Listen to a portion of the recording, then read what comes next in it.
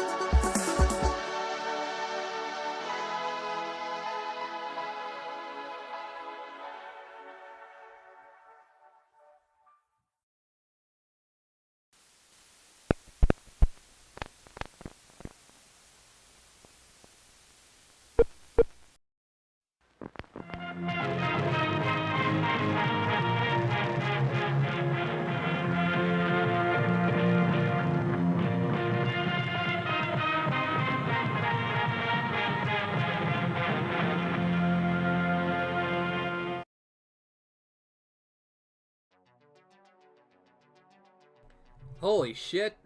We're back. Alright, hang on, let me go ahead and go back to this thing. Alright, we're on.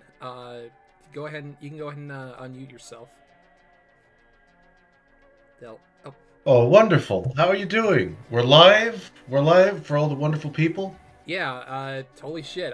It's been like, how long's it been now? Because the last one I did was in October, and it's January, so what would it be? What's that, like 4 months now? I'd say, yeah, it's like 3 months. Yeah, October, November, December, January. Yeah, it's like 3 months. Yeah. 3 whole months without FilmNerd. What have we done with ourselves? Yeah. What have people been doing with their lives? Honestly, jeez. I'm sure not much really has changed since then. But yeah, I guess to kind of get into that a little bit, I just had a job that where I was free. I was busy on Friday nights, so I couldn't really do this thing anymore. But now I've got a new big boy job that allows me to do shit like this on Fridays. So yeah, why not come back? Delightful. Yeah. Mm-hmm. Good. Yeah. I'm glad to hear you're doing well for yourself. Yeah. Believe me, I'm in a much better. Oh, music is a bit loud. Let me see if I can turn that down a little, just a tad bit. Okay. I can't hear any of the music. Oh, okay. Wait, no, I'm not watching the stream. Yeah, no worries. The stream is yeah. Okay, so I guess, Goodly, why don't you introduce yourself to anybody who's watching that might not be aware of what you do? Mm-hmm. Well, my name is Goodly Draws. I'm a comic artist. When I'm not being lazy, I'm a Pikmin YouTuber. I have recently started streaming, so that's about it. That's all I've been doing recently. That's what's up. Yeah. All right. So I guess to kind of go into today's topic a little bit, I did this last year with someone who I won't really be mentioning, that I don't really want to talk about. But I did a stream about a year ago where I looked ahead at movies that are coming out in 2023. So I figured, what better way to start the new year than by looking ahead to what Hollywood's going to shit out this year. Yeah. Oh boy, what wonderful sludge are we gonna see? Yeah. Hollywood shit down the pipeline. Yeah. It's gonna be great. I was gonna ask real quick, are there any movies coming out that you're looking forward to that you're aware of? To be honest, not really. I don't really pay attention to like what movies are coming out. Mm-hmm. Odds are, if I'm going to the movies, it's just to do something. It's something past the time. I think the last movie I saw in theaters was the Five Nights at Freddy's movie, which, oh yeah, it wasn't great. It was okay. It wasn't good. Yeah. I don't even want to say it wasn't good. It was a very strange film. It was for the fans. Yeah. It felt like a cross between like an actually competently made movie and a rushed Goosebumps book that never made it past the first draft. Is what it is. It's like baby's first horror movie, but it's not quite Gremlins or Krampus. I haven't seen Krampus, but you know what I mean, like safe scares kind of thing. No, yeah, I get you. Like something kind of like Poltergeist, where it is scary, but it won't like too terribly traumatize your kids. Yeah, and I mean it's supposed to be a little bit campy, a little bit goofy. It's got like talking animatronics or whatever. Yeah. I liked the relationship between the brother Michael and his little sister. It's kind of like a broken family sort of thing. Like he's a troubled guy, but he's doing his best to take care of the little kid because the parents died. It almost reminds me of like Lilo and Stitch. Okay. Kind of thing, like the older sibling that's trying to take care of the problem child that's troubled in her own way. Sure. I feel like Lilo and Stitch did it much better, but yeah, I was gonna say it's not hard. I was gonna say I had little to no interest in the Five Nights at Freddy's movies movie. Yeah. I don't know, like I never got into the games. I never got into the lore. I've never seen a single MatPat video. I don't know. No, yeah. And also, you're not missing much. It's you're over 30, so you know. Of course. And also like. Why would I go see Five Nights at Freddy's when I can just see Willy's Wonderland, where Nicolas Cage like tears the shit out of a bunch of animatronics? I heard that there's a lot more violence, I think, in Willy's Wonderland. Willy's Wonderland. Five Nights at Freddy's. I was surprised they had violence in that movie at all, but they did have some, but it was very toned down. Well, I mean, it's a PG-13, so of course. Yeah. But I don't know, Willy's Wonderland, like, it's basically Five Nights at Freddy's if, like, crossed with, like, I don't want to say crossed with, like, John Wick, but it's kind of in that sort of style where, like, you have the loner who just wanders in, doesn't say a word, like, literally, Nick Cage has no lines in the movie.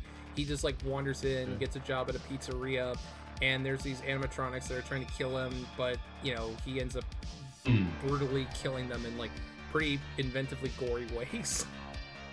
Yeah.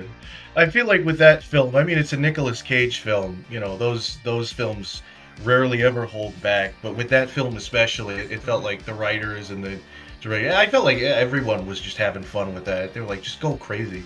Sure. Like they had a part with, and I haven't seen the film. I've just seen like reviews. I think I saw an Elvis the Alien video of it, but I remember from that video they like a fan of the film like just made a whole ass pinball machine Yeah. for them for like yeah, and then they were like, we don't know what the fuck to do with this, but we got to put this in the movie somehow. So they just have like in between shifts, the guy's just drinking those fucking energy drinks that he drinks is just playing the pool table. Yeah, that's So it's not a pool like yeah, that's ping pong. actually What is one it? of the big running gags in the movie is that before Nick Cage goes into the pizzeria, he's told by the owner to like make sure that he takes his break. So I think he like sets a timer on his watch Yeah. to like every hour or so he takes a break. And what's funny is like he'll literally be in the middle of a scene when like because a bunch of kids like break into the pizzeria because they want to like burn it down.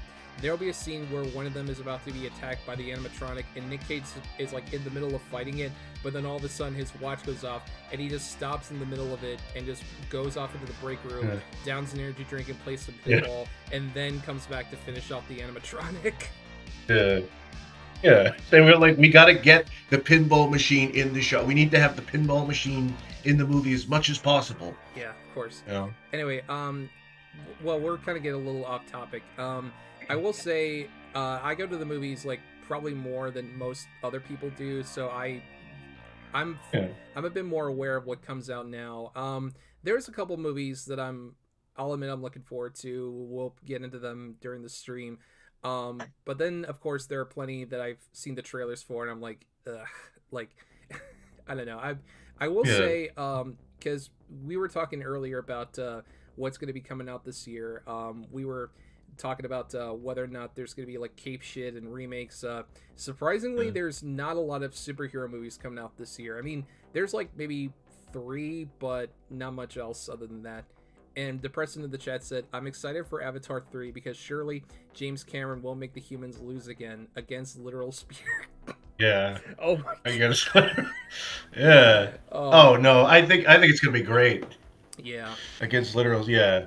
Yeah, like I did not see Avatar 2. I was like, I was in fucking middle school when that shit came out. Like that's how old these fucking this property is. Yeah, I was I think I was like freshman of college when the first Avatar came out. I mean, I remember it was a big deal when it came out, and then like it was a huge deal. Yeah, I mean, it was like one of the highest grossing film ever made for a while. But I don't know, like it was one of those things where it was really popular for a while, and then it just kind of faded from obscurity, and then this new one comes out, and I actually did see in the theater, and honestly, you're really not missing much. It's basically just the same thing as the first one. It's like really pretty visuals. You know, the technology. Like I will give it credit. The technology they had for it was really incredible. It's just the story was very lacking. Which I mean, that's what I mean. You could say that about the first one, but I don't know. The first one, like for its time, had a bit more like oomph to it. Like it was a much bigger thing. Whereas like nowadays, there's been so much that's come out that I don't know, it doesn't really have the same effect that it did like back in 2009. Yeah, I mean, because the story is basically just, and I've never seen this movie either, but I hear it's just Dancing with Wolves. It's like space alien Native Americans, and then the big bad industrial military comes in. Yeah, you know, and the literal jarhead comes in with a giant fucking mech.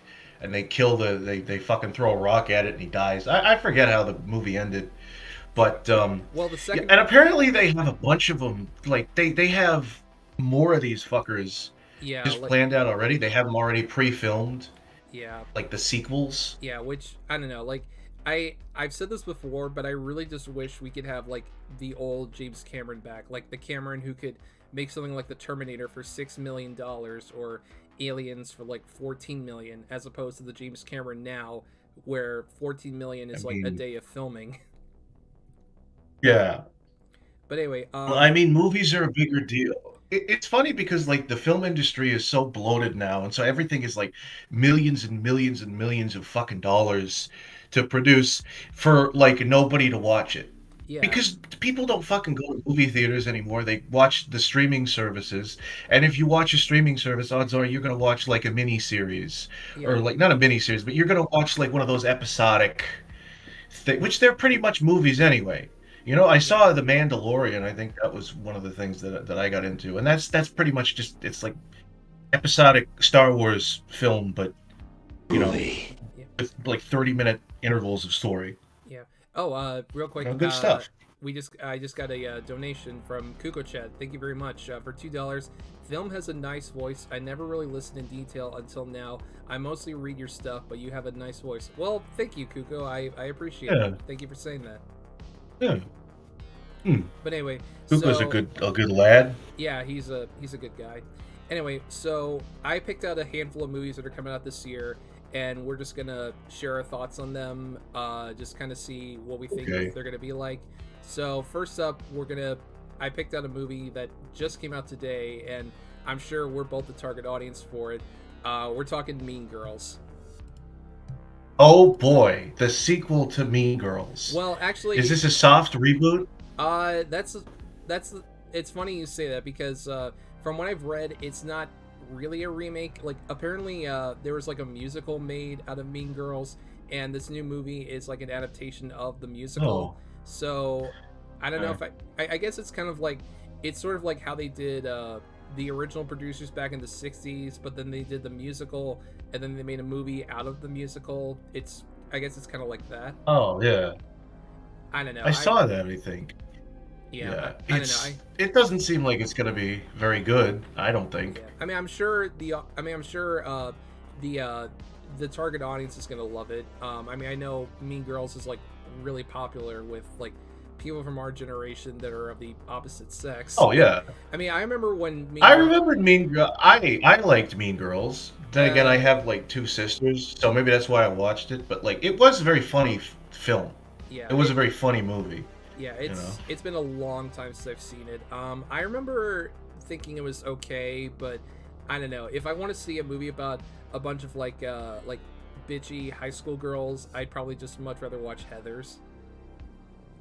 Yeah, you know. Have you? I get you. Yeah, I think there's a lot of like media now where it's just like it's a high school. Everybody's mean to each other because it's high school. It's like, yeah, it's high school. You know, most of us are trying to forget those memories, trying to repress those horrible, horrible memories. Yeah, But exactly. what you've done is you've made a film. You've made a film out of the whole thing. That's great. Yeah, exactly. Um, I haven't seen I haven't seen Heather's, no, yeah. Heather's but is I a hear it's good. it's a very dark movie. Oh shit! Another donation, $3 from Venom. I think Goodley should play Meat and Ooh. Fuck Kingdom. I'm sure No, that. you should not play Meat and Fuck Kingdom. I'm not. These people are trying to ruin my fucking streaming career by telling I'm gonna play pornography games. I'm Yeah, not gonna play any pornography games. All I'm gonna do is I'm gonna go into Dig Dug and I'm gonna make a penis out of digging out of the dirt is what I'm gonna do. yeah. But anyway, But the last thing I will say before we move on is I do find it funny that the same day that this is coming out, there's a new Jason Statham movie out called The Beekeeper, and I can't help but feel like mm, you remember when you were a kid and you would go to McDonald's and there would be those times where they had like the two different toy lines at the same time, like they had like toys for the boys and yeah, toys for the girls. I kind of feel like that's what it's like yeah, with these two movies. Like the girls can go off and see Mean Girls, and the guys can go off and see Beekeeper. yeah. Yeah, I would definitely go, Steve. I saw a trailer for that, I think, a while ago. What is it? I don't think it's Blumhouse. It's some other production. But yeah, that actually did seem like an interesting movie. Yeah. Anyway, Um, so yeah, we'll just move on to the next one. This one I don't know a whole lot about, but I've seen the trailer for it a couple times, and I like the guy who made it, so I'm curious. There's this movie coming out in February, I think, called Argyle. It's made by Matthew Vaughn, who also made the Kingsman movies, and this one kind of seems like it has that same sort of like chaotic, sort of like irreverent sensibility, and it's got a great cast too. It's got like Bryce Dallas Howard, Sam Rockwell, Henry Cavill, Sophia hmm. Boutella, Samuel L. Jackson. From what I understand, the plot is that Bryce Dallas Howard is like a writer who writes all these like spy thrillers, Yeah. but then there's like this secret organization that thinks she's like an insider because a lot of the stuff that she writes in her books like happens in real life, and Sam Rockwell is like a secret agent who has to like protect her from like the shadow organization. I don't know too much about it other than that, but just from the trailers, I think it looks really cool. Yeah, it does seem very fun. Is it like a PG-13 kind of thing? No, I think it's rated R because Matthew Vaughn, like, Oh, I don't know. I don't think he's ever done a PG-13 movie because a lot of his stuff has been R, like the Kingsman movies.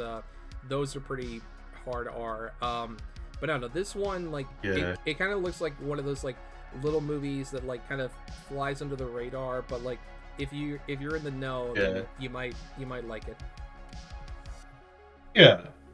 It seems very like off the wall. It's a very like high concept, I guess, premise. Not high concept, but like, you know, it's a crazy like everything this woman is writing about comes true. I feel like they've had movies that are kind of, you know, they're not like action movies, but they're kind of similar to that idea of like a character meets the writer. I think there was one with Will Ferrell. It was the Harold Crick movie where he like what is it?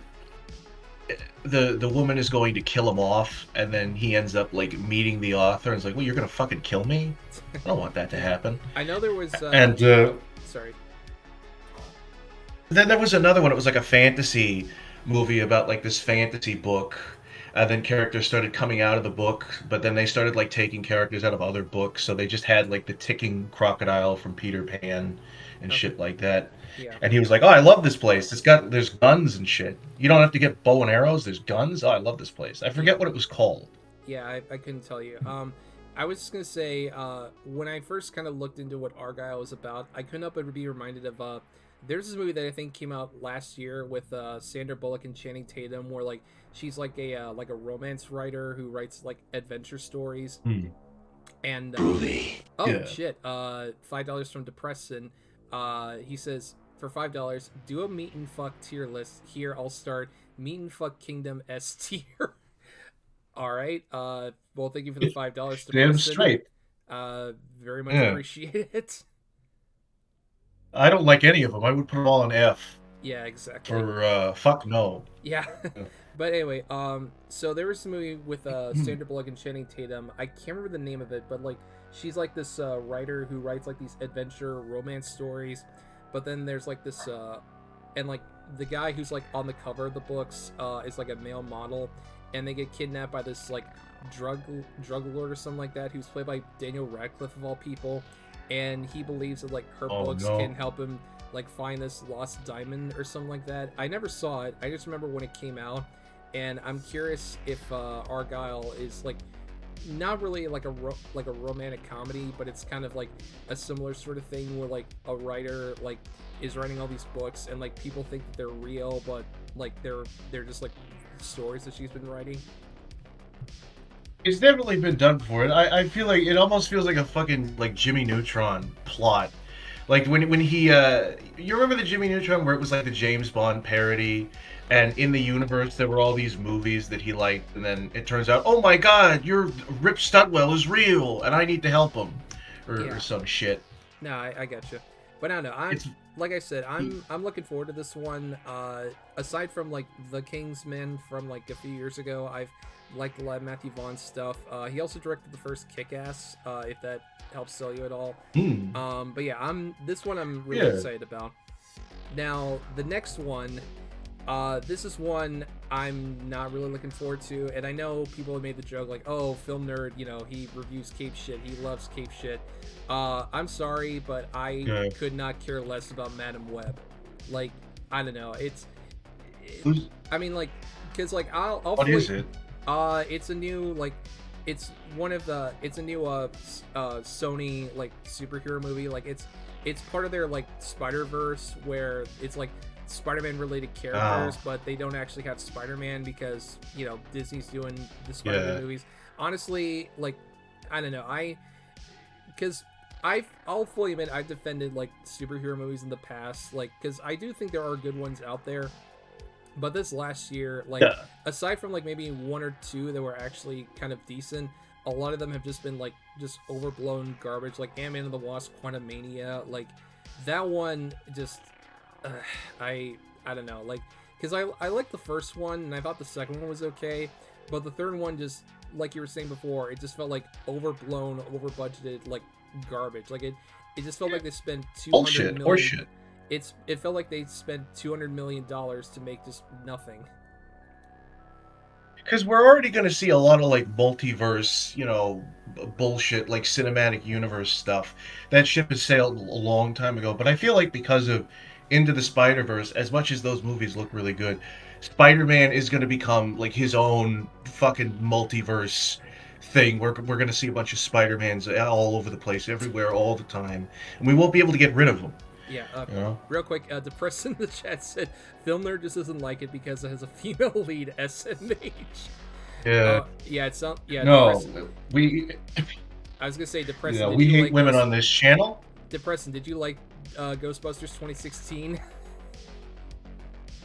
No, I'm just kidding. I loved Ghostbusters 2016. I loved that movie. The only problem is there were so many broads in it. There were so many chicks. Yeah. They had all these wonderful jokes, all these great jokes. The power of pain compels you, but they were coming out of the mouths of hooers. What's with that? Get him out of there. Get him out of there. Yeah, Melissa McCarthy, that fucking slut. I hate her. Yeah. I'm sorry. I want a Ghostbusters movie. I want a Ghostbusters movie with Larry the Cable Guy. Who's another? Carlos Mencia. Funny people. Funny fucking people. People like that. I don't know. I think I'd much rather.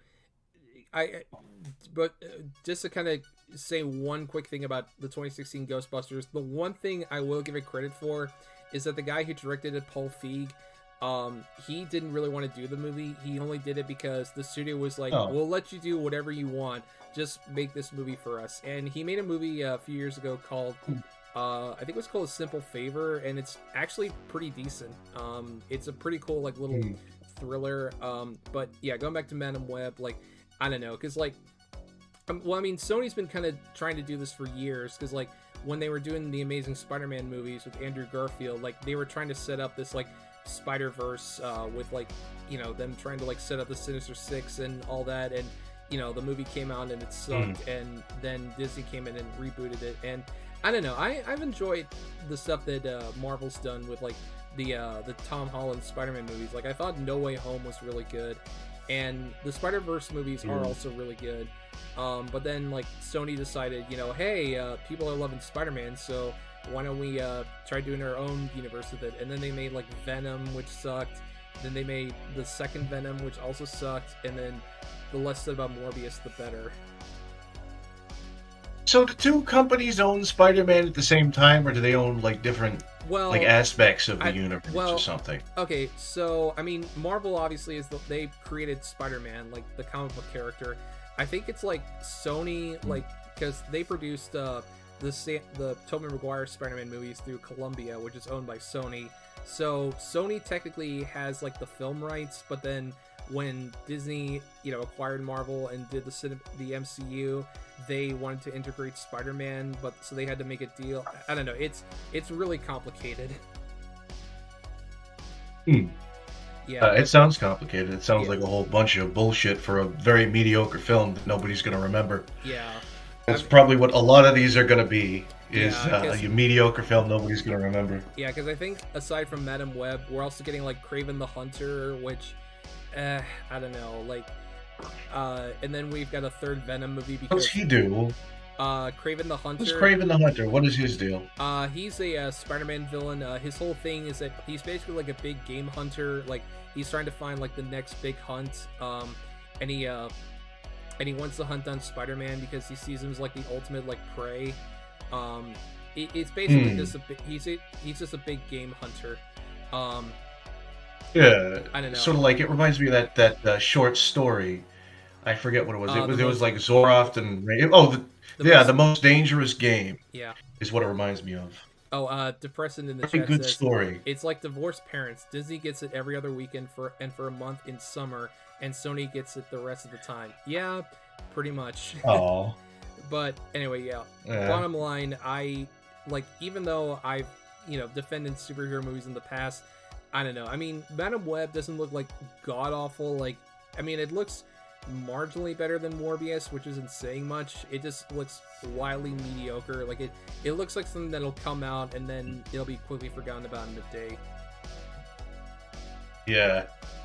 No, I don't really give a shit. I'll be honest. Yeah. No, But you know, good for the people. Good for the people making it. Yeah. Anyway, you know, they'll get paid. Mm-hmm. Anyway, now on to something that I'm actually looking forward to. Dune Part 2. Did you see Dune from a few years ago? I haven't seen Dune. Isn't that a part of that great big universe? There's books and there's movies and all that stuff. Well, so or am I thinking of that's this? Okay. Oh, so basically, Dune was a pretty massive science fiction novel by this guy Frank Herbert. It was made into a movie in the '80s by David Lynch. That was not very well liked. And then years later, Denis Villeneuve, and I'm probably mispronouncing that, he directed movies like Sicario, Arrival, Blade Runner 2049. He did a Dune movie a few years ago, and it was actually really good. I actually saw it, and it's long. I mean, the book's also pretty long, and they are splitting it in half. But I will say that, like, and I'm sure part of it is like money, but this is a case where, because from what I understand, there's a lot of material in the book, so this is one where I can kind of defend them for like splitting into two movies. I don't know. I really love the first one, so I'm excited for the second one. This is the spice must flow universe you're talking about, right? Yeah. He who controls the spice controls the universe. I've heard a little bit of it. I got to be honest, I haven't really read the books or watched the movies, but from what I have seen of the universe, it's very interesting. Yeah, it has been a while since I've seen the Dune, well, I guess we're calling it Dune Part 1, but it's a great movie. It's got a phenomenal cast of like Timothée Chalamet, Zendaya, Oscar Isaac, let me think, who else is it? Rebecca Ferguson. There's a lot of big names. And, well, I will admit one kind of low-key reason why I'm excited for the second one is because it's got Christopher Walken in it. Oh, that is going to be funny as shit. That is going to be entertaining. Yeah. He's still alive? Yeah, he's oh, man, I'm glad. Yeah. Good. But I don't know. It's just going to be, because I already can think of, like, all the jokes in my head of him going, like, the spice must flow. He who controls the spice controls the universe. And then he pulls a pocket watch out of his ass. Good stuff. Good stuff. We love a good Christopher Walken. But I don't know. Like I said, I'm really looking forward to Dune Part 2 because I really enjoyed the first one. The first one actually, I think it was nominated for like a ton of Oscars, and it was even up for Best Picture. So. But I don't know. Like I said, good for Dune. Good for the Dune universe. Yeah. I'm glad they have something to look forward to. Yeah, but no, I would definitely recommend checking out Dune from, I think it was like 2021 when it came out. Like I said, it is 2021. Like I said, it is long. It's like a little over 2.5 hours, but I would definitely recommend giving it a watch. Okay, yeah. Well, maybe I'll check it out. I don't know. There's a lot of things they say I'll check out.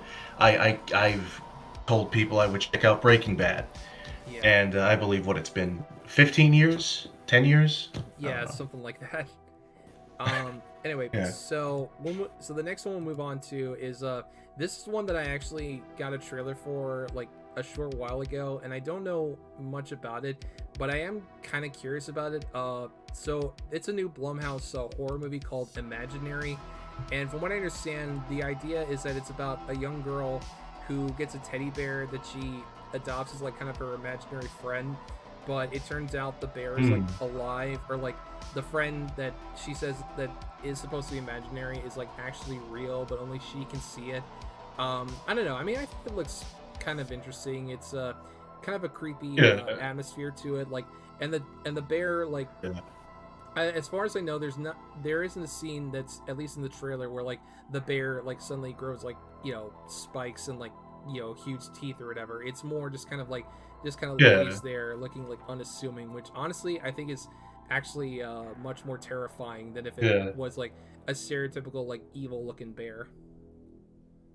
I remember there was a movie for the doll Annabelle, because that was a real. You know, I don't want to say it's real because I'm not big into the supernatural. I don't. Well, the supernatural is entertaining. I don't know if I believe in any of the ghosts or stuff, but like Annabelle is like a supposed real account. There's real stuff that happened, and the doll, like the doll that was possessed by the demon, was literally just a Raggedy Ann doll. Yeah. Then they made a movie about Annabelle, and it's the most like stereotypical creepy doll you could think. It's like a cross between like the dummy from Goosebumps and like the Wendy's girl, and it's like you had to go out of your way to make this as creepy as possible. Which, like, I get it, it's a horror movie, but at some point it's like this is try hard.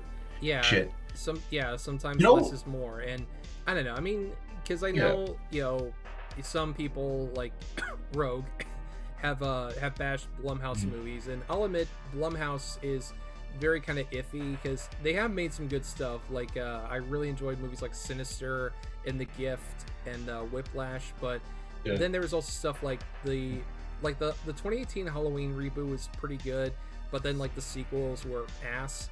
So I don't know. I mean, I don't know. They're kind of a mixed bag, but I'm at least kind of curious about Imaginary just because they're the same people making the Thanksgiving movie, right? The Thanksgiving movie that was like a fake trailer and another. Oh no, that was okay. That's not them. Yeah, no, it wasn't done. Well, it actually came out just a few months ago. It was and this coming from somebody who's not an Eli Roth fan, I actually really enjoyed Thanksgiving. It was a lot of fun. It was it's a movie that doesn't take itself serious. It takes itself seriously enough to where, like, you know, it doesn't feel like they're like constantly winking at the camera. Like it's obviously not a movie that's meant to be taken seriously, but like the characters play it straight, so it doesn't feel like they're like trying to like force it in that it's a comedy. Yeah, because it's like very like off the wall ideas, not even necessarily like comedy horror, just like very. I mean, they're the same people that made the Five Nights at Freddy's movie, and that concept alone is just this like evil animatronic like poltergeists. Yeah. You know, and there's that one movie about the pool. I kept seeing the trailer for there's a haunted pool. Yeah, you know, I don't know if I'd watch that. Yeah, and from what I've heard, it's not really all that good. But then again, it's a horror movie being released in January. Like, you know, expectations are already pretty low. Nothing can beat Deathbed, the Bed That Eats People, that wonderful film. Oh, yeah. You ever heard of that? Yeah, the movie from the 70s, which, funny enough, was made in, like, 1976, I want to say. And then, for whatever reason, it never actually got released until, like, 2003 or something like that. I don't know. There's a whole story. There's a whole story behind that we probably won't get into right now because, you know, we don't want to go on too long. Anyway, I haven't watched it. I just know there's a Patton Oswalt bit about it, but sure. You know. Anyway, so the next one, this is one that I'm low-key kind of looking forward to this one, even though I've only seen the first movie. But we're getting a fourth Kung Fu Panda movie this year. A fourth one, another one. Yeah, another one. Well, I mean, the third one. When did the third one come out? I'm looking it up real quick. 2016 apparently is when the third one came out. How many times can the same panda learn kung fu? I mean, come on, it's been like 4 movies already. Yeah. I haven't seen the first one, so I don't know what happens. I assume there's a wonderful panda character, and he learns kung fu, and then in the second one, he forgets the kung fu, and they have to teach him again. And then the third one, there's a bunch of them. There's like a bunch of different ones. There's a bunch of pandas running around. They have to teach them all kung fu. Or is that the fourth one? Like I said, I haven't seen it. Yeah, I mean, I've only seen the first one, and it's been a long time since I've seen it. I remember when it first came out, I saw the trailer and I thought, this looks fucking stupid. I'm not going to see this. And then I did see it like maybe a few years after it originally came out. And I'm like, you know what? This is actually not half bad because it's DreamWorks. And DreamWorks has made some pretty good animated movies. Like they did How to Train Your Dragon, which I really enjoyed. I don't know. I mean, like I said, I haven't seen any of the sequels. I've just seen the first one. But, I don't know, I mean, it looks like it might be kind of fun. It's got some pretty good animation. And I don't know, I like Jack Black. When did it come out? Like, what year? The first one was like 2000... It was 2008. Oh, so 2008. 2008, and everybody was kung fu fighting in 2008, and would you believe it? There's still kung fu fighting. Yeah. How is it possible? Well, I mean, they made a Puss in Boots sequel like years after the fact, and you know, everybody loved it, myself included. I haven't seen that yet. The one with the Jack Horner and the three bears. I still have to see that one. I've seen all the memes though. Yeah, no, that's how you know a movie is good. You see all the memes. Yeah, no, I would. I've actually seen both Puss in Boots movies, and honestly, the second one is like, I think it's actually way better than the first. But no, it's surprisingly really dark. Like, I mean, you got the Jack Horner character, but then you've also got this wolf that's like the embodiment of death, who's like chasing after Puss in Boots because he's like running out of lives, and it's a surprisingly dark animated movie. Yeah, I mean, I think of death every day now. You know, the closer I turn, the closer I get to 30. It's just I can see the Reaper manifesting behind me with this big scythe, and I'm like, oh, geez. Yeah. I better get my life together. Yeah. I won't, but, yeah, you know. Every day we inch closer to the eternal sleep.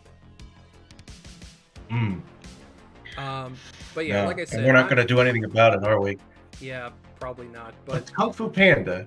Yeah, so I don't know.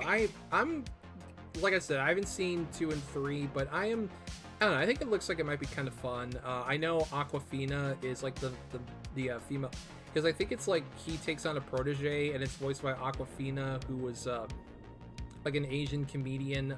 She was in Crazy Rich Asians. I think she was the Pelican. Yeah. She was the Pelican in the Little Mermaid remake that I refused to watch because I'm not gonna. I ain't seen that shit. Yeah, I don't know. After Aladdin, I kind of gave up on like these soulless remakes that Disney's been hashing out. They're not going to be good. They're never going to be good. Yeah. Not a single one is going to be. Maybe a handful will be like, all right, that was passable. I mean, the Jungle Book remake, I will give them credit. That one was actually not too bad. But yeah, aside from that, like, because I've only seen that one and Aladdin was just not good. And then I remember a friend of mine actually went to go see the live action Lion King, and he actually texted and called me the same day to tell me to not go see it, that it's not worth my time. No, it's just a worse version of the original. Yeah. Is all these films are, but people are so nostalgic and so starved for content. They're like, I can't wait to see the same thing, but again. Yeah, I mean, you know, I don't know if I can. I can't judge them, I guess, that harshly, because as an autistic person, I understand wanting to see the same thing again, seeing that it's shit, but being like, oh man, well, maybe if I keep watching it, it'll get better. It's got that thing I like in it. You know, I understand that kind of curse. But I don't know, it's but also... no, you know, a bad film is a bad film. Yeah, I don't know, but I mean, it's just like, if you are just gonna watch, you know, more or less the same thing, why not just watch the original thing again? Why go out of your way to, you know, do an inferior version of a movie that was already good to begin with? Now, the president in the chat has said, "Song of the South remake when?" Oh. And believe it or not, that's interesting. So I want to go on in that. I think it would be interesting to remake, because everybody says this about video games. You know, you shouldn't remake a game that's already perfect. You should remake a game that had potential, but, you know, had some things wrong with it. You fix it and you actually make it good. I feel like, you know, if Disney made a version of Song of the South where they didn't just kind of shrug their hands at the idea of slavery, like, maybe he's a slave, maybe he's not. That's just, you know... Like, then maybe they could redeem themselves and be like, okay, here's an actually good version of it. Because there have been other versions of like those stories that have done well that people are saying aren't racist.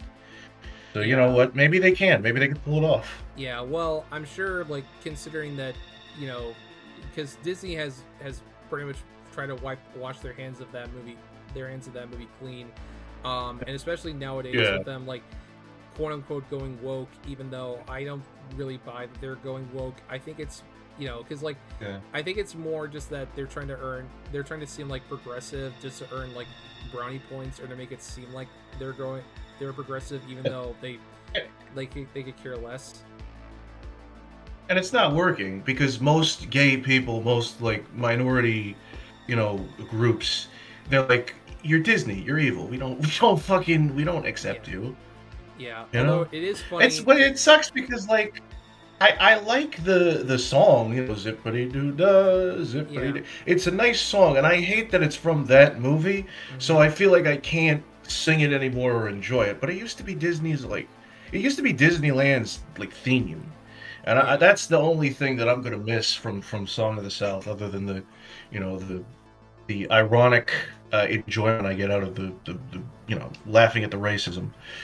But yeah. Anyway, so moving on from Kung Fu Panda 4, this next one, like, I'm of two minds of. On the one hand, I'm kind of looking forward to it, but on the other hand, I'm not so sure how to feel about Ghostbusters Frozen Empire, because I saw Ghostbusters Afterlife and I really enjoyed it. Like, I thought it was it's definitely like nostalgia bait. Like, it's clearly trying to like write off some of the nostalgia that people have for the other movies, but it felt like a much more.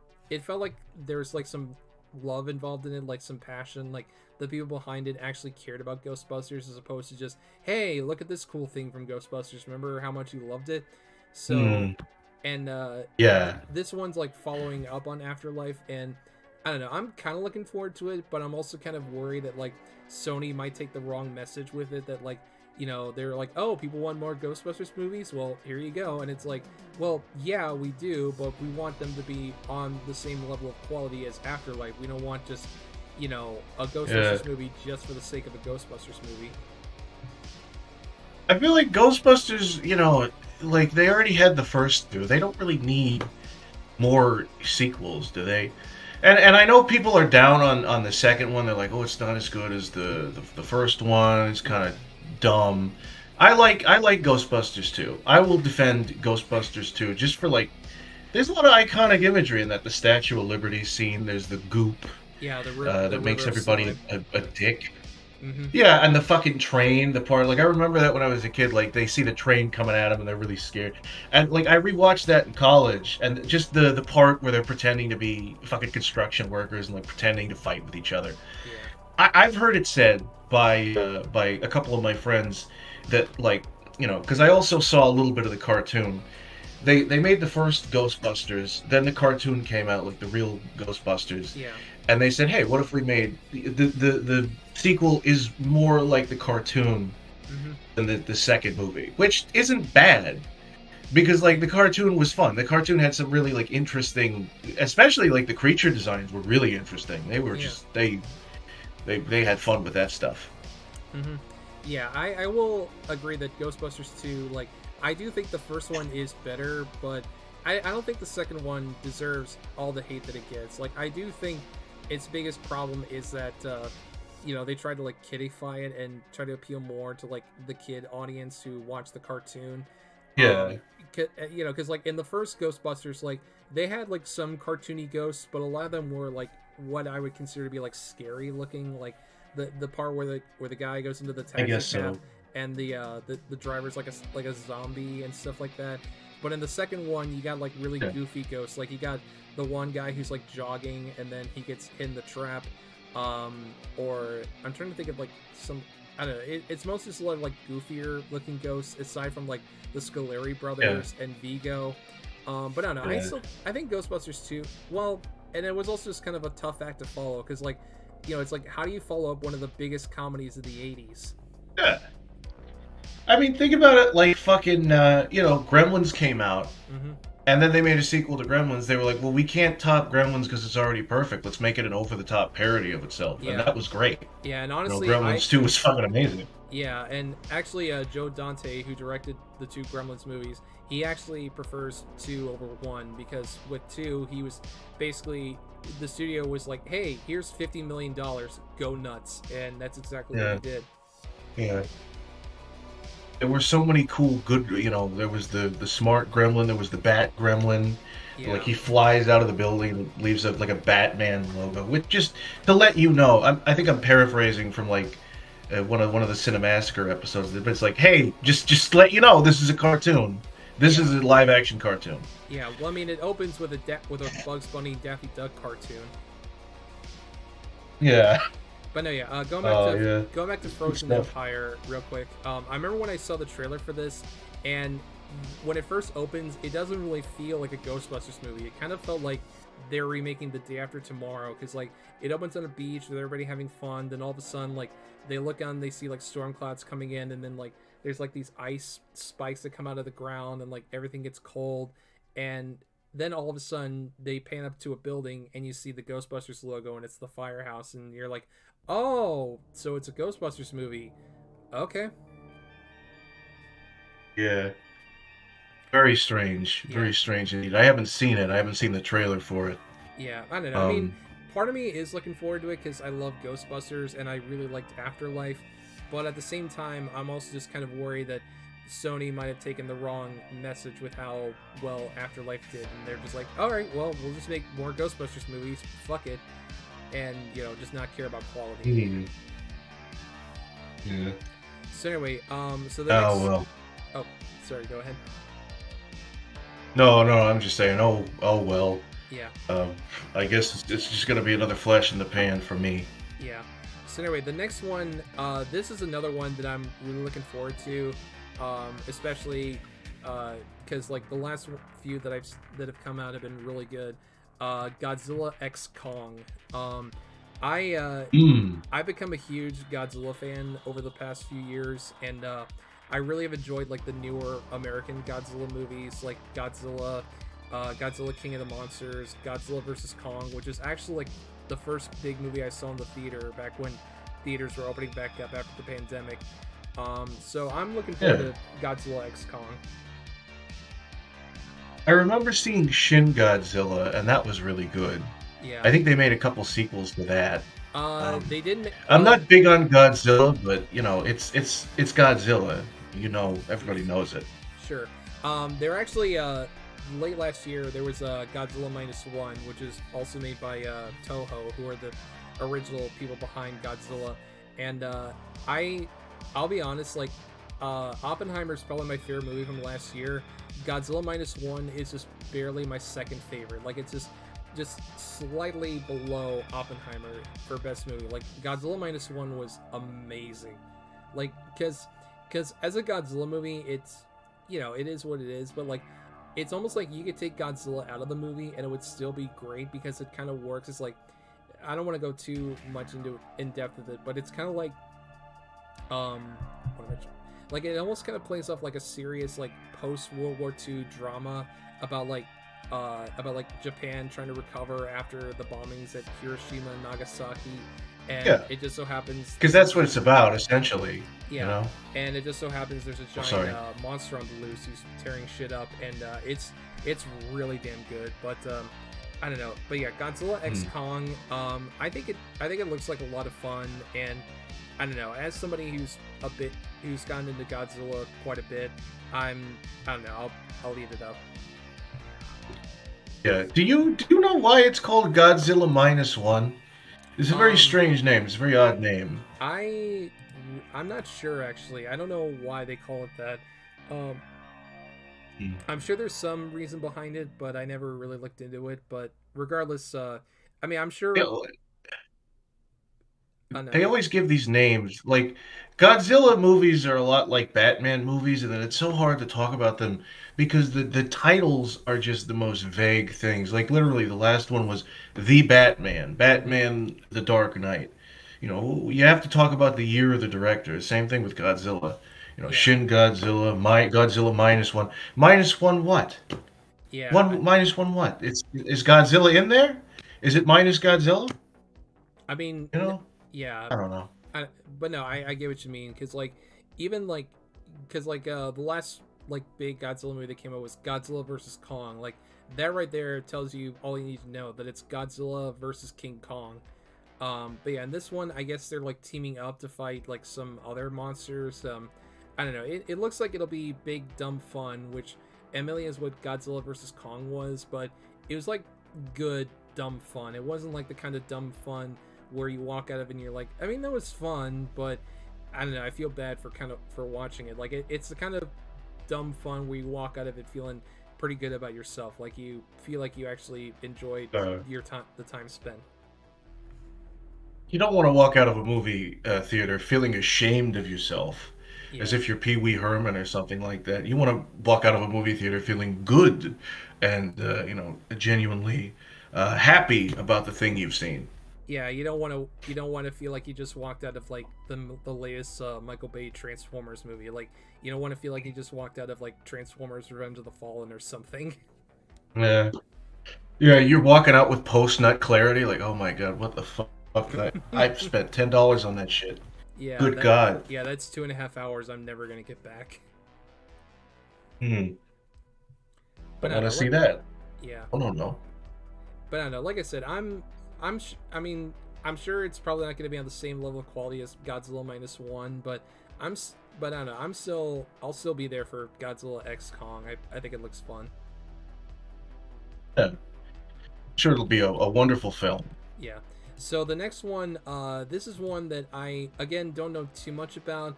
I know it's supposed to be an adaptation of a show from the '80s, I think, but I saw the trailer for The Fall Guy not so long ago, and this one actually looks like it might be kind of funny. It's based on the TV show. Ryan Gosling plays a like a stunt driver, Hmm. who works with his ex. I think it's his ex-wife, who's like a director, and it kind of turns into an action movie where he's like a reluctant hero, but he's still like a just a regular stunt driver. He's not like a super secret agent or whatever. Hmm. But I don't know. It looks like it Hmm. looks like it might be a lot of fun. Yeah. I don't know anything about it. I don't know anything about this movie from the '80s or this show from the '80s. Is Yeah. it like it's like an action show? Is it like one of those ones where they drive around the car and there's like a robot in the car and he talks to you? What was that? Uh, What was that property? let's see. Oh, you're probably, Knight Rider? Is yeah, it you're like thinking of Knight Rider. No. The Fall Guy yeah? was originally a show from like the mid '80s, from the '80s. That according to IMDb was about the adventures of a film stuntman who moonlights as a bounty hunter when movie work is slow. Yeah. That's the thing is every time you say the Prestos like Fall Guys, Oh because every yeah. time you say it, I am thinking of the I'm thinking of the video game with all the little Oh jelly bean people that fall to their deaths. yeah. Which every time Yeah, oh sorry. no, you're fine.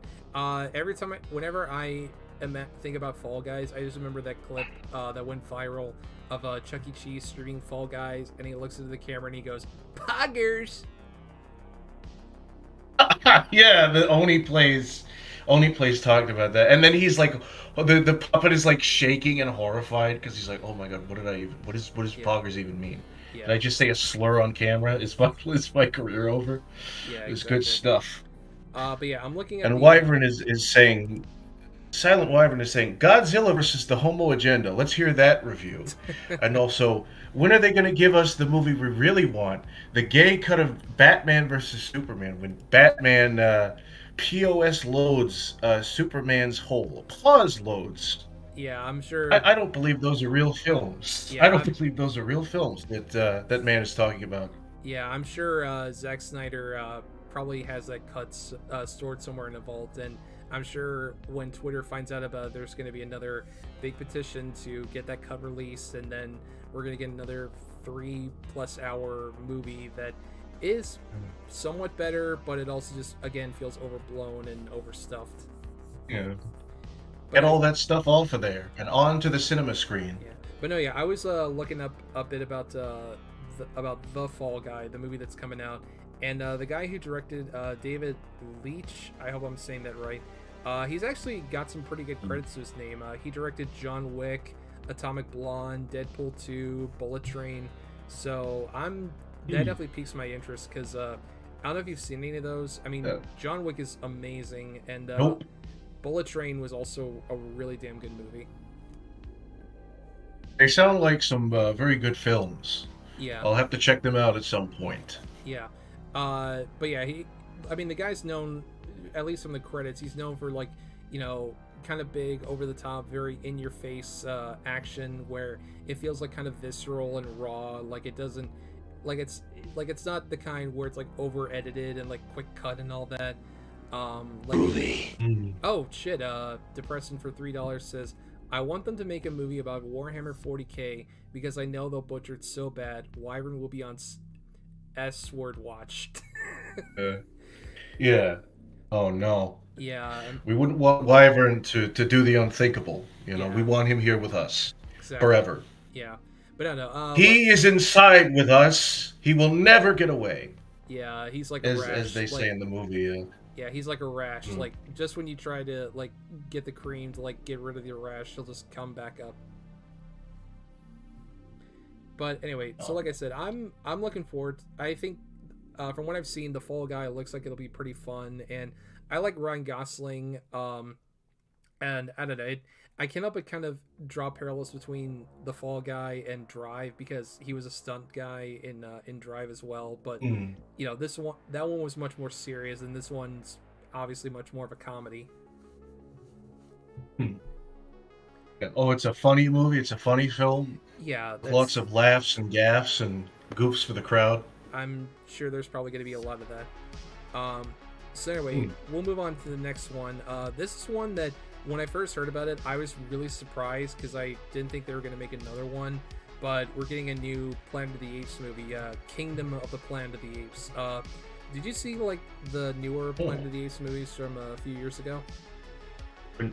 No, I've only seen the Tim Burton version, so I think my view of Planet of the Apes is a bit warped. Yeah, that's I saw it on the channel FX. Do you remember the channel FX? Yeah, I remember. They had a title. They had the catchphrase, FX has the movies. I remember FX. I actually remember I watched the original Planet of the Apes on Fox Movie Channel back when that was the thing. And the original is like a classic. But anyway, in 2011 they made Rise of the Planet of the Apes, which for the longest time I kind of avoided just because, like, I don't know. I just didn't like the idea of like a new apes movie where it's all CG apes.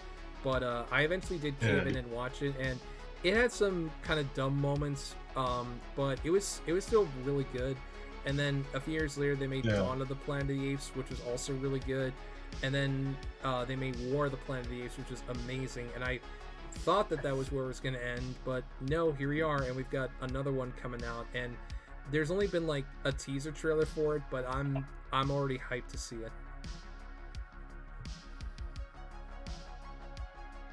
No, Planet of the Apes, when they said apes are friends, not food. That really that got me emotional. That stuck with me. Let's see. Star and Speculation says, how many Planet of the Apes are there? Goddamn. Yeah, there's a lot of them. I mean, this franchise has been going on since like 1968, so there's a lot of them. How many planets have apes? Says Silent Wyvern. I don't know. How many planets are there in the universe? Do we know that yet? Too many to count. I mean, as far as I know, we're the only planet in our solar system that has apes. So, I'm sure maybe there are other planets that have apes on them. But as far as I know, we're the only ones who have them. But no, like I was saying, I'm excited for Kingdom of the Planet of the Apes personally. I haven't seen. I still need to. Well, I don't know if need to, but I think the ones that came out like beforehand were pretty good. The one where it was before the Planet of the Apes. It was like setting up how that happened and how there were different like factions of apes like growing in intelligence. I'd like to see that. But I haven't seen it yet. Yeah, those are the ones I was mentioning earlier, like Rise, Dawn, and War, where it's like kind of showing like how the Planet of the Apes comes to be. This one definitely feels more in line with like the original, where the apes have already like taken over and humans have been like have like regressed to the point to where they're like cave people. Yeah, that sucks for humans. Yeah. This is a goofy screenshot you got here. That silly monkey with his crown and his necklace of knives. It's gonna be a fun film. It looks like it's gonna be a wacky, silly film. Yeah, I'm sure. And well, also I will say, because it'll actually tie in with the next movie I'm talking about. I'm kind of a sucker for anything like post-apocalyptic, where you see like ruined buildings and they're covered in like overgrowth because they've been abandoned for hundreds of years. And the trailer shows a lot of the Yeah. imagery, and I don't know. There's just something about like seeing like a ruined city that I don't know. It kind of it tickles me in a weird way. Like I just I don't know. I kind of dig Yeah. anything that's like post-apocalyptic. Hmm.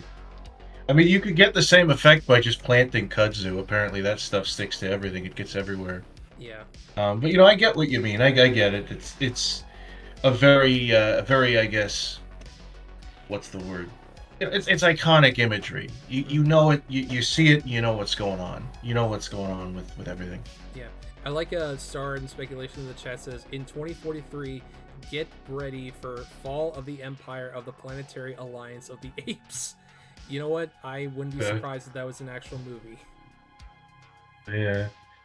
Yeah, they fall on hard times, those apes, and society collapses, and then the apes go back to just being a bunch of apes. Yeah. So And the anyway, people don't get better. The people stay cavemen as well. But yeah, pretty maybe much. that's what we wanted. Maybe that's a better world. Yeah, and then Apes stay apes, and people stay cavemen. yeah, and then I don't know, the ostriches like take over or something. I don't know.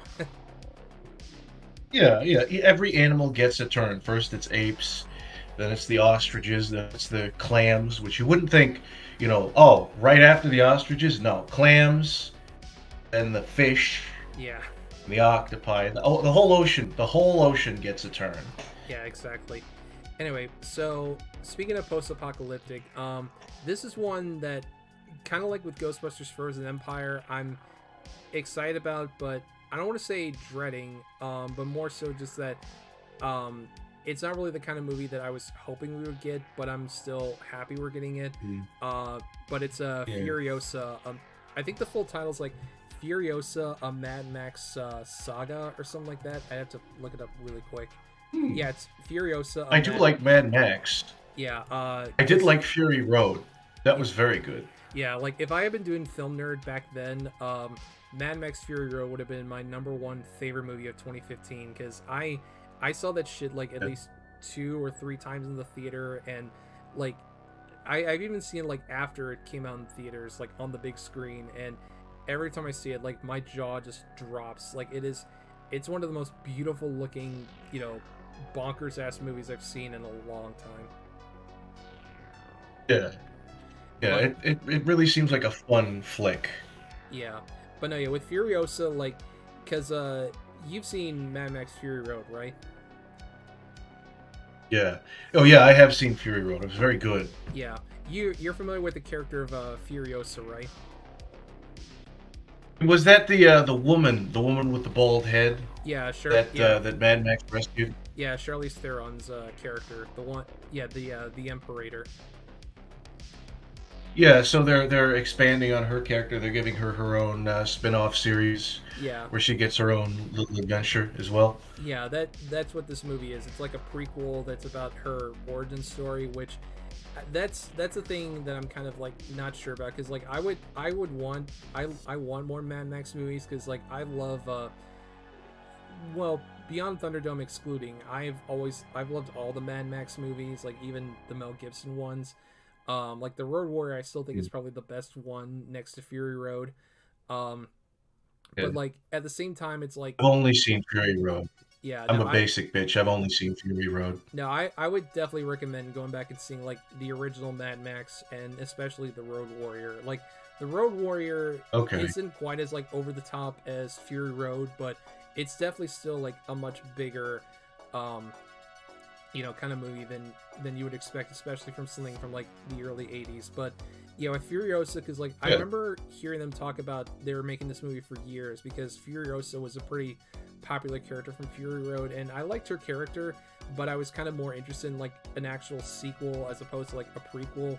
But I don't know, seeing the trailer for it, I'm kind of curious about it because I do like George Miller as a director, and I also love Anya Taylor-Joy. Like she's become one of my favorite actresses, so I'm curious to see how she's gonna play it. And it's also kind of fun to see Chris Hemsworth actually get to use his Australian accent as opposed to trying to pretend to be a Norse god. To be honest, I would, I forget how that movie ends. I don't know if they left any room for a sequel, but I would much rather see a sequel with this character than see an origin story, because whatever origin story there is, it's just going to lead up to her finding Mad Max. And that's, going to be the whole thing with her character. I would rather see her go on and do her own thing and go on her own adventure. Yeah, killing people in the wasteland. Yeah, I'm the same way. And also, like, sometimes, like, we don't really need a full-on origin story. Like, oftentimes, like, because I've always kind of felt that, like, the less we know about a character, the better. Like, as long as we get just enough to know, like, what they're about, then I'm fine with that. Like, sometimes you don't really need like an elaborate backstory for the character, because oftentimes what you imagine in your head is much better than what a filmmaker can put on the screen. Sometimes the backstory ruins it. You don't need a backstory because the character, like saying, oh well, this character is like this because of this one thing that happened to them. Well, that ruins it. Yeah. Sometimes characters were just born like that. They represent these concepts, these ideas, and that's all you need. And then you go from there. Yeah, it's sort of what was the origin? It's like it's why the Joker from the Heath Ledger Joker had like 4 different fucking backstories, because it doesn't matter. It doesn't matter what created him. He's just like that. In fact, in the comic book, The Killing Joke, there's a line where the Joker says that like if he could, he would make his origin like multiple choice, because like Yeah. But who gives a shit? Yeah, I was just gonna say it's kind of like with Michael Myers, how like in the original Halloween, John Carpenter, did give him like kind of an origin, but it was very basic. It's like, oh, he was a little kid who killed his sister, and then he was thrown to a mental hospital, and now he's going on a rampage, and that's about it. Because but that was implied. It was implied. It didn't have anything to do with killing the sister. It was just he was born like that. Like even the doctor said, it's like there was nothing between his eyes. Yeah. I've raised him my whole life, and I knew there's nothing there. Yeah, and then you got Rob Zombie, who spent the first half of his remake trying to give Michael Myers a more fleshed out backstory, which I mean points at least for trying to do something different, but at the same time, it's like you were saying before, like the backstory kind of dilutes the character a little bit. Like he's no longer like this threatening like force of nature. He's like this guy who as a child had a horrible upbringing, and it drove him to the point to where he wanted to kill people. And it's like, I don't know, do we really need to know like why Michael Myers is going around killing people other than just he wants to kill people? Yeah, I mean, and I think the more I grow up, the more I appreciate the Star Wars prequels. But for the longest fucking time, everybody was very upset that Darth Vader, they had to see Darth Vader's origin story as like, oh, he's a little kid? Okay, well, maybe he'll get better when he's a grown-up. Oh, no, he's a whiny little bitch. He's a whiny little bitch that slaughters kids. Get him in the suit. Get him in the suit. I don't give a shit about this asshole of a person. Get him in the suit. Get him in the suit. Yeah. Don't take it off. Mm-hmm. Don't take it off till the end. Yeah. I don't know. I guess like to kind of my own little thoughts on that is like, yeah, I do think, I don't know. I mean, I will agree. I do think like Disney has kind of ruined Star Wars in a way. But I don't know. I still stand by the Phantom Menace is the worst one, just because it's boring. Like it's just so painfully dull. Yeah. Like nothing really. It gave us Jar Jar. That's enough. Okay, I will say that what happened with Ahmed Best, the guy who played Jar Jar, was shitty, and people should not have driven him to the point where he almost committed Endgame, but that still Yeah. isn't. I don't know. Like, well, that's a topic for another day. But going back to Furiosa, like I said, I am kind of looking forward to this. I hope that if it does well, that we do get like actual Mad Max sequels and not just more spin-offs, because that's really what I want to see, is just more Adventures of Max, like in his V8 Interceptor, just going around the Australian outback, you know, helping people and fighting off wastelanders. Yeah, exactly. That's the kind of stuff that I want to see from a Mad Max series, from a Mad Max branded product Yeah. But anyway, so that I'm going to consume. yeah. So anyway, the last one we're going to talk about, I just kind of threw this one in just for shits and giggles. There's a new Garfield movie coming out. Oh, now this is what separates the boys from the men. We're getting down to brass tacks with this shit. Okay. Yeah. What is it? Live action? Is it CGI? It's- Like the it's- horrible. Is it A Tale of Two Kitties? No, it's Two? it's Squeakquel? it's animated. It's, from what I understand, it's its Oh, own thing. I've seen this. It has nothing to do with the Bill Murray movies. And you're never gonna guess who's gonna voice Garfield in this. I don't know. Is it the same guy who voices everyone and everything else It's forever until the end of time? It's Chris Pratt. Yeah. Oh, I'm so surprised. I'm so startled and surprised that Chris Pratt really is just the everyman. Yeah. Which is funny because there's people that fucking hate him. People that hate his guts, but he's literally just a guy. Yeah, He's like, hello, I'm Chris Pratt. yeah, I don't know. I mean, I never really Mhm. got the hate for Chris Pratt. Like, you know, I mean, I guess if nothing else, it shows that he's Stupid getting a people. lot of work, which, you know, good for him. I mean, I've kind of liked Chris Pratt. I mean, I loved him in the Guardians of the Galaxy movies. I thought he was fun as the voice of Emmett in the Lego movie. And you know what? Yeah. For all the jokes that were made about him, I actually didn't think he was that bad as Mario. I didn't mind it either, to be honest. Everybody made a big deal out of that. Yeah. Which it was weird to see Mario have like a regular voice, but it you know, I think somebody kind of won me along. Like if he was doing the regular Mario voice the whole movie, they would either have to keep him silent for half of it, or it would just get very graining on you to hear like, oh, I'm the Super Mario. This is the Super Mario, but like at all fucking film. Yeah. No, we're not gonna do that. It would have gotten old really quickly. But Tell me there's a Garfield. Tell me there's a Chris Pratt interview where he's trying to act like he gives a shit about Garfield. He's like, I loved spending my childhood reading the comic books where Garfield eats lasagna. yeah, I loved it so much. That was funny. Remember that shit with the Koopas? I A don't. multi-million-dollar dipshit trying to pretend he plays video games. Yeah, I don't know. I didn't see that. But I don't know. Now that you mentioned that, it kind of just reminds me of how, because I don't know if you know the story about how Bill Murray got roped into the Garfield movies that he did. Yeah, because it was built like the Garfield voice was based on like a Bill Murray impression. Yeah, It was like who could do the best Bill Murray impression, right? Yeah, well, Original. Because the story behind it is that Bill Murray actually was kind of tricked into doing Garfield because he saw that in the credits there was somebody with the last name Cohen, and he thought, oh, like the Coen brothers, you know, the guys who did like Miller's Crossing and Fargo and The Big Lebowski and all that. But it turns out it was like Cohen with an H in there, so he more or less was like he kind of did those movies on accident because he thought he was going to work with like, you know, high art filmmakers, but instead he just worked with like just a bunch of nothings. And then they got him back for the sequel too. Did he also have to do A Tale of Two Kitties? Yeah, he was in both live action Garfield movies. That poor mother, because neither of those movies are good. Yeah. But A Tale of Two Kitties is the most sequel-ass sequel that has ever sequeled. It's like, all right, let's rip off a fucking book that is 10 times more, like, it has 10 times more substance than we will ever have in our lives, and we'll just use it as an excuse to, oh, he goes to Britain or whatever. Yeah. I will say, though, him being in the Garfield movies did lead to one of the best jokes in Zombieland.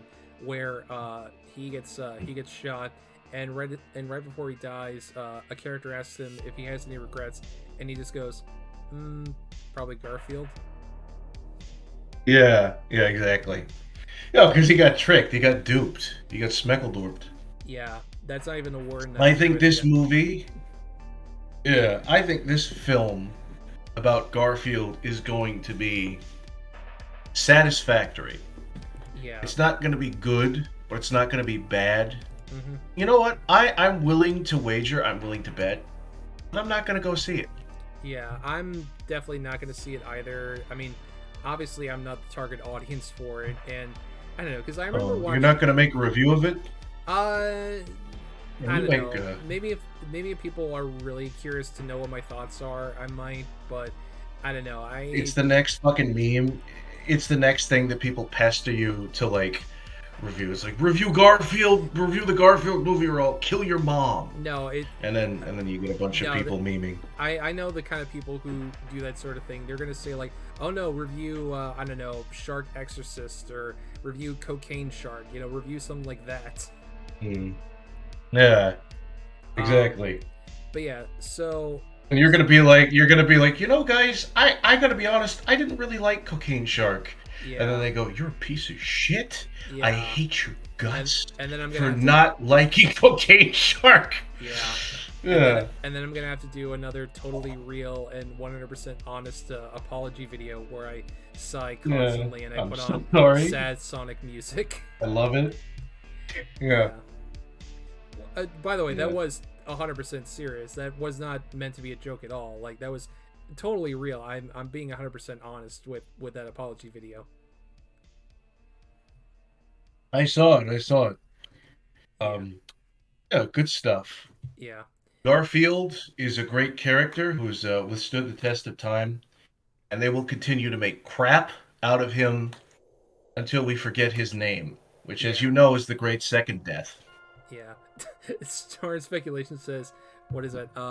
Poor Filmy has Little Nicky PTSD. PTSD? Yeah, exactly. Oh, man. I lie awake at night, and all I can hear is just him screaming, "Get in the flask!" Get in the flask, yeah. Now, I will say... Arsene says, hey. Hello, Arsene. I will say, in all seriousness, I mean... I'll fully admit I'm not the biggest Adam Sandler fan in the world. Like, I don't hate the guy. I've heard he's a really genuinely nice guy. I just never really found all of his movies to be that funny. And Little Nicky, like, I don't know. I mean, I think it's ambitious, so I'll give it that. Like, it's definitely more...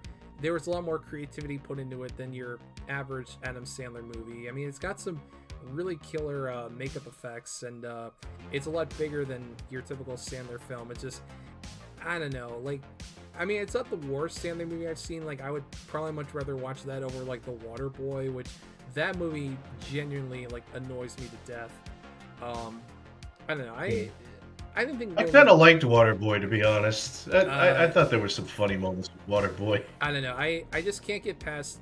You know what it is that really gets to me is, like, I hate whenever it's a movie where Adam Sandler does a stupid voice, like... It's the voice that he put. It's when he puts on a voice that it really just makes me not want to watch it. Like same thing with like Billy Madison. I get that. Like I never liked. Yeah, I mean, which one was Billy Madison? That was the one where he was about to inherit a bunch of money from his like rich uncle or whatever, but he had to like go back to school in order to like earn the money or something like that. That's my favorite one, to be honest. That is my favorite Adam Sandler. I will admit, film. That one does. There were a lot of good bits. That one does have some decent jokes. I'll admit, like the one where he makes fun of the kid who stutters by going like "Today, Junior." Today, Junior. But I don't know. Being an adult, I think it definitely captures like. I don't know. Like the idea of a man-child back then was kind of a novelty thing. Oh, he's an adult that acts like a kid. Nowadays, we've all been infantilized. I'm infantilized, and I'm watching shows for children, and it really sums up the life of a man-child. There was that one scene where there were these two kids talking about like Mortal Kombat in first grade, and he's like, well, you know, my favorite game was Donkey Kong. Mm-hmm. Donkey Kong sucks. You know what? You suck. That's like 60% of all internet discourse is just adults screaming at children for having the wrong opinions, and the children somehow being more mature about it. Yeah, sadly you're not wrong. Hats off. Yeah. Hats off to Billy Madison. Mm-hmm. I don't know. Me personally, I've just always been more of a Happy Gilmore guy, just because, like, well, one, he doesn't do a voice in that movie, and also it's a much more selfless movie because he's not doing it for like personal gain or whatever. He's doing it to like help his grandma, so it's a lot easier to root for him because it's like, yeah, he's doing all this goofy shit and he's winning money, but he's doing it to like help somebody else. He's not doing it to, help himself. How many Adam Sandler movies do they have where the premise of the movie is Adam Sandler like winning a bunch of money? Is it just those two? I'm trying to think. Yeah, I can't really think of any off the top of my head. I don't know if I know there was like Mr. Deeds where he like inherited like a bunch of money or something like that. I don't know. Adam Sandler? Was there an Adam Sandler movie? I'm just trying to think because I remember there was one I saw on cable at my grandparents' house where it was like he adopts a kid and he doesn't really know how to take care of the kid very good. But they kind of build up a relationship, kind of a thing. I think that's Big Daddy. Yeah, we're going to Barney's, not the dinosaur, the fucking suit and tie store. That was a good film. That had a lot of heart in it. Yeah. And then you got stuff like 8 Crazy Nights, where like the animation's the best part of the movie, and then everything else is just utter garbage. Yeah. When the old man got stuck in a literal ice block of shit, and the deer had to lick the shit off. Yeah. Cinema, peak cinema. Yeah. To me, also, Star actually has a suggestion. Star has a suggestion that I feel like would actually be a great idea for you. Adam Sandler movie tier list. Oh, I feel like a lot of them would go in F to D. Sorry. Yeah, I was gonna say right now, the S tier ones would honestly, the S tier for me would be like the more like serious movies that he did, like Punch Drunk Love or Funny People or Uncut Gems, because that's the thing about Sandler is that like he is known for his dumb comedies, but he can act. Like he actually can deliver a really good like serious performance. Like especially if you see like Punch Drunk Love, which is kind of like if you took an Adam Sandler character and put him in the real world, like he's still kind of a big man child, but he's like not really in a world that's like designed around him. It's like, if a character like that existed in real life, it's actually a really damn good movie. And Uncut Gems was also really, really good. Yeah. What was the last movie? Which one was that again? Before Uncut Gems? Punch Drunk Love. Punch Drunk Love. I haven't seen that. Is that about like a boxer or? I'm trying to think. What is? Because I have seen Punch Drunk Love, but it's been a long time. Let's see. Okay. So I'm reading the IMDb entry for it. It says, socially frustrated Barry Egan, I'm assuming that's Sandler's character, calls a phone sex line to curb his loneliness. Little does he know it will land him in deep trouble and will jeopardize his burgeoning romance with the mysterious Lena. Oh, interesting. Yeah, that's fun. A nice movie about lonely men. Yeah. I'm sure the both of us can relate. Yeah.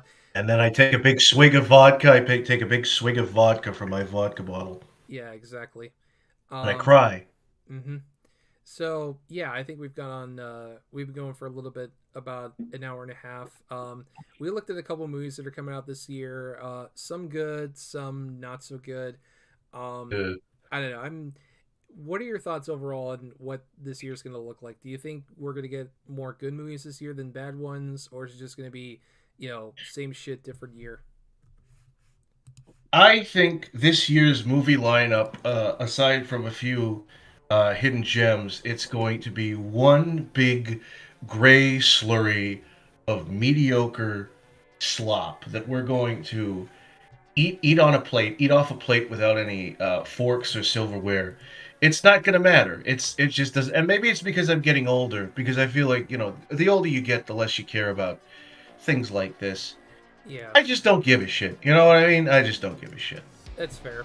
I mean, I kind of care a little bit more just because it's just who I am. That's Like, your thing, yeah. yeah, I really do enjoy movies, and I think it's only fair to, like, because you're the one who's giving your hard-earned money to see these movies, so you should expect a bit more out of the people who are making these kind of movies. That you want Sure. you want your money to go to something that you'll actually enjoy. You don't want to, like, because movie tickets are pretty expensive these days. Like, you don't want to put down like $8 to $10 on something that you're gonna walk out of and go, that sucked. Yeah. Well, I mean, I think Hollywood has just kind of been on the decline as of late. I mean, for the last fucking 5 years. I guess it's always been the same. Like, most movies are going to be shit, and then there's going to be a couple good ones that are like, oh, that'll withstand the test of time. But I feel like just more and more and more, the more I hear about, like, there's going to be a sequel, there's going to be, everything's got to be like a franchise, everything's got to be like a multiverse, the cinematic universe, and I'm just like, this is, who gives a shit? Just cut it out. Hollywood, knock it the fuck off. Cut it out. Yeah. When are you going to implode already? When are you going to implode? You're run by child molesters and rapey people. You're no good. You're no good whatsoever. Yeah. Make better films. If you're gonna do stuff like that, at least make banger films. Go out of the fucking film. I fill myself up on popcorn. I'm satisfied with bread and circuses. Because that's what this is all about. They want to satisfy us with bread and circuses so we don't revolt. And the circuses are shit. The horses are old. They're fucking falling over. The clowns are all sad. The strong men are 300 pounds. That's that's how I feel about the modern day cinema. Wow, and I only believe 50% of what I've said. I do no research whatsoever. I've done no research on any of the topics that I've just kind of brushed over. But if that I don't know, think what you will of movies and entertainment and things like that. Well, that's certainly one way of putting it. My overall thoughts are, again, like, I try to be optimistic about these sort of things. Like, I mean, the whole, like, sex ring or whatever, like, I mean, I don't know how truthful that is. Like, maybe it is, maybe it isn't. It's probably, yeah, well, I mean, it's easy to just kind of throw that out there. There's a lot of celebrities that get away with bad shit. Yeah, politicians, once you own the hearts and minds, but it's what I'm saying is Hollywood doesn't make things that are like, that withstand the test of time anymore. And also Hollywood, a lot of evil people live in Tinseltown. So yeah, that's fair. I don't know. My whole thing is just that, again, I try to remain optimistic. I hope, because, like, I believe that nobody sets out to make a bad movie. Like, I feel like everyone, at least in some way, like, they try to make something good or at least something enjoyable. So I try to, at least hope that whatever comes up next is at least passable. I mean, I would much rather prefer, like, that, like, every time I hear about a new movie coming out, I'm like, oh, I'm so excited to see this. I can't wait for it to come out. As opposed to, like, nowadays where it just kind of feels like everything's just the same, it's just another sequel or part of a bigger franchise or whatever. And there's nothing necessarily wrong with, like, franchise movies, but, like, every now and then you kind of want something new. You don't want just the same thing regurgitated over and over again. Like, you want something unique. You want something out there. You want something different, something where you're like, oh, I never expected this. What's it like? And then you walk out and you go, oh, that was surprisingly really good. I don't know why more people aren't talking about this. Yeah. I did like the Mario movie, which I guess I went on that whole fucking rant, but I'm just like, oh, the Mario movie was great. I love that. I hope that becomes a whole franchise in and of itself. I'll eat that up. Yeah, I'll fully admit too that, like, I do think in a weird way the 90s Mario movie will stand the test of time a bit more, just because of how bizarre and Yeah. out there it is, but at least in terms of like Yeah. Mario movies, I think the animated Illumination one is a bit more faithful to the source material. But I feel like, you know, it's not going to have the same longevity as like the bizarre 90s Mario movie. We could have a whole, you know, if you ever want to have me on again, we could do a whole fucking stream about like the different Mario movies, comparing the two, or just talking about, because apparently there was a whole fucking like the 80s one, and I like the 80s one too. But like the making of that movie was a fucking disaster. Like Bob Hoskins was drunk on set, and the guy who played like Luigi was like he was trying to ad lib and have fun because it's a fucking fun movie, but he constantly like got screamed. Like there was a video that he put out about it for the anniversary, and he was like, "Yeah, I tried to have fun and ad lib, and they just screamed at me and said, no, stick to the script, you fucking monkey." Yeah. Yeah, and Dennis Hopper. But there are so many. Yeah, I was gonna say Dennis Hopper who played Bowser. I think he had said at one point he just stopped reading the script because he knew that the next day it was gonna get rewritten, and then like years later he did an interview on like the Tonight Show or whatever where he talked about it, and he said that when he did the interview his son was 18, but at the time that the story took place he was 6. His son came to him and was like, "You know, Dad, I think you're a pretty good actor, but why were you that awful King Koopa in the Super Mario Brothers movie?" And Dennis said, "Well, son."